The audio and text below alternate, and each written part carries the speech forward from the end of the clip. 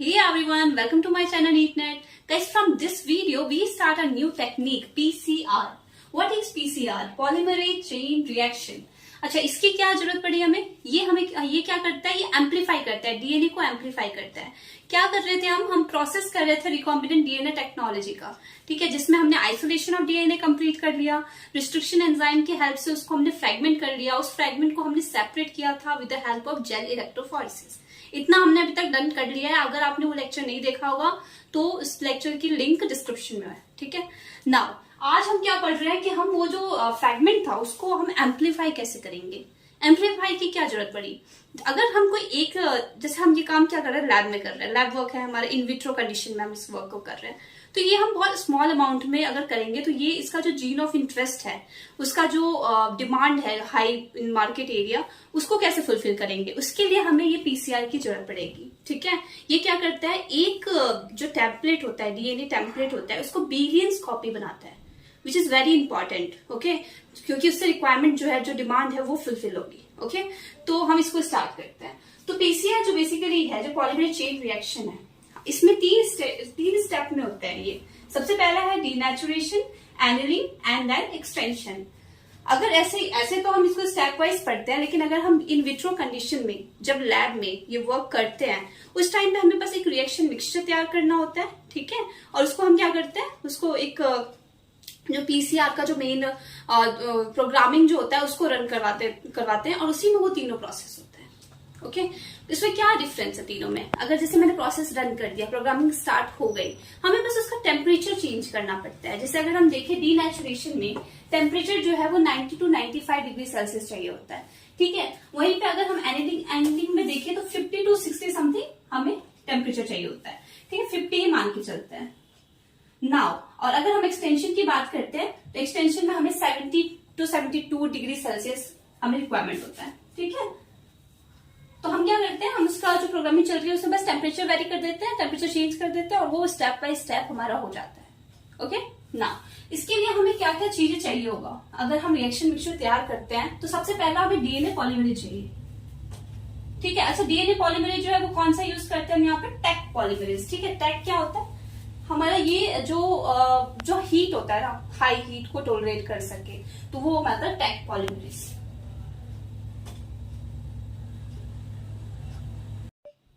ठीक है। Taq polymerase हो गया।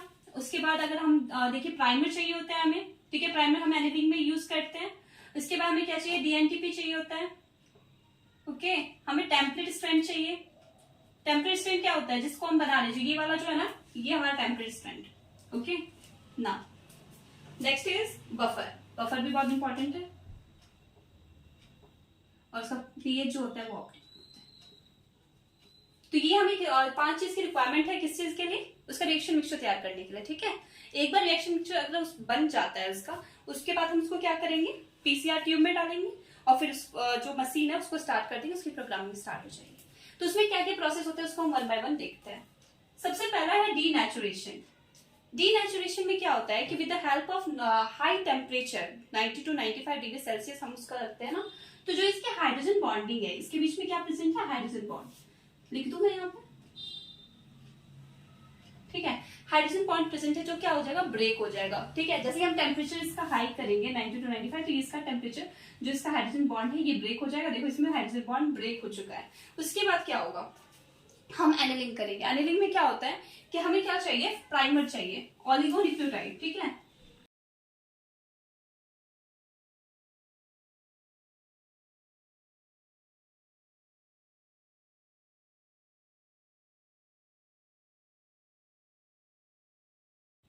ठीक है, तो सेकंड स्टेप में क्या था? हमें ऑलिगोन्यूक्लियोटाइड प्राइमर। अच्छा, इसका लेंथ कितना होना चाहिए? 15 से 25, ठीक है। इससे बड़ा नहीं होगा। अगर इससे बड़ा होगा ना तो जो एनिलिंग का जो प्रोसेस है ना वो बहुत स्लो हो जाएगा, तो ये इंपॉर्टेंट है। उसके बाद ये जो प्राइमर है कहाँ ऐड होगा? ये भी याद रखना है कि जो हमारा टेम्पलेट है, टेम्पलेट स्ट्रैंड के जस्ट कॉम्प्लीमेंट्री बनेगा ये, ठीक है। अगर यहाँ पे 3 डैश है तो उसका 5 डैश यहाँ से हम स्टार्ट करेंगे। यहाँ पे हमारा शॉर्ट प्राइमर जो है, जो 50 to 25 लेंथ का है, वो यहाँ पे आके अटैच हो जाएगा, ठीक है। वैसे ही नेक्स्ट इस वाले स्ट्रैंड में भी 5 डैश to 3 डैश। अच्छा, ऐसा क्यों हो रहा है? क्योंकि हम जो पॉलीमरेज जो है, जो हमारा डीएनए पॉलीमरेज है, वो यहीं पे ऐड होगा, ठीक है। और उसकी जो सिंथेसिस होती है वो कैसे करता है? 5 डैश to 3 डैश, ठीक है। तो इसलिए याद रखना कि यहाँ पे जो हमारा कॉम्प्लीमेंट्री स्ट्रैंड है वो 5' to 3' की तरफ मूव करेगा, जैसे कि इस साइड और ये इस साइड। ठीक है, ये हमारा एनीलिंग का प्रोसेस। ओके, नाउ अगर हम टेम्परेचर की बात करें तो 50 to 60 डिग्री सेल्सियस होता है इसमें। उसके बाद नेक्स्ट स्टेप आता है एक्सटेंशन। अब हमारा प्राइमर यहाँ पे बन गया, हमें क्या करना है, इसको खींच के इधर लेके आना है। ठीक है, कौन करेगा ये काम? पॉलीमरेज करेगा। ओके, तो ये प्रोसेस जो था हमारा एनीलिंग वाला वो इतना कंप्लीट हो गया। अब क्या करना है, जैसे हमारा पॉलीमरेज जो है ना, जो टेक पॉलीमरेज है, वो क्या करेगा, इसको एक्सटेंड करके लाएगा। ठीक है, उसी प्रोसेस को हम क्या बोलते हैं, एक्सटेंशन। तो लास्ट जो है पीसीआर का स्टेप वो है एक्सटेंशन, जिसको इलॉन्गेशन भी कह सकते हैं। एक्सटेंशन में क्या होता है कि यहाँ पे जो मैंने बताया था कि 5' to 3' के पास यहाँ पे पॉलीमरेज ऐड होगा। ओके, यहाँ पे वो पॉलीमरेज ऐड होके क्या करेगा, उसको एक्सटेंड कर देगा। जैसे ही वो एक्सटेंड करेगा तो वो हमारा एक रिकॉम्बिनेंट जो है वो तैयार हो जाएगा कंप्लीट।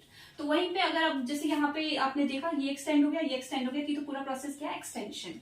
तो ये जो टेक पॉलीमरेज हम क्यों ले रहे हैं, हम डीएनए पॉलीमरेज क्यों नहीं यूज कर रहे हैं, अब जो हमारे अंदर जो पॉलीमरेज वर्क कर रहा है वो क्यों नहीं यूज कर रहे हैं, क्योंकि उसका जो टेम्परेचर है ना वो 37 डिग्री सेल्सियस पे एक्टिव रहता है। ठीक है, और यहाँ पे हमने कितना टेम्परेचर यूज किया है, 70 to 72 डिग्री सेल्सियस। इतने हाई टेम्परेचर में तो वो डीनेचर हो जाएगा और हमें यहाँ पे डीनेचर नहीं चाहिए। ठीक है, तो इस प्रोसेस को फर्दर मूव करने के लिए हम क्या यूज कर रहे हैं, टेक पॉलीमरेज यूज कर रहे हैं, जिसको हम थर्मस एक्वेटिकस भी बोलते हैं। ठीक है, तो ये वाला स्टेप था। और प्लस अगर हमारे ये जो है ये एक साइकिल है, कंप्लीट वन साइकिल है। ऐसे न जाने कितने साइकिल होते हैं, क्योंकि हमें कितना बनाना है, बिलियंस में बनाना है।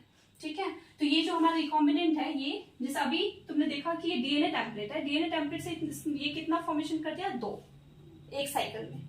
ऐसे ये मल्टीप्लीकेशन करता जाएगा। ठीक है, तो एनसीईआरटी में आपको यही गिवन है, क्योंकि पीसीआर बहुत इंपॉर्टेंट है। आपको क्या क्या याद रखना है इसमें, एक तो प्राइमर के बारे में आप याद रखना। ठीक है, प्लस आपको टेम्परेचर पता होना चाहिए कि कहाँ पे कितना टेम्परेचर यूज हो रहा है। ओके, टेक पॉलीमरेज का रोल पता होना चाहिए, और प्लस ये रिक्वायरमेंट पता होना चाहिए।